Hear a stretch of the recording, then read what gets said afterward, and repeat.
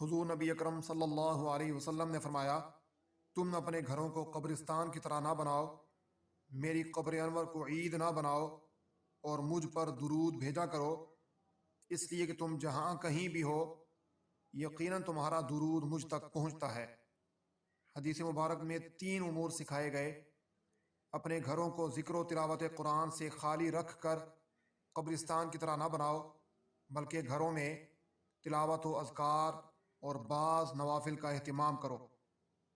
حضور نبی اکرم صلی اللہ علیہ وسلم کے روزہ اطہر کو عید کی طرح زینت اور کھیل کود کا مقام نہ بناؤ، یا یہ مراد ہے کہ عید کی طرح سال میں صرف 1-2 بار حاضری نہ دو، بلکہ کثرت سے زیارت کیا کرو۔ اگر دوری اور مجبوری کی وجہ سے حاضر دربار نہ ہو سکو تو توجہ اور حضور قلبی سے حضور پر درود و سلام بھیجا کرو۔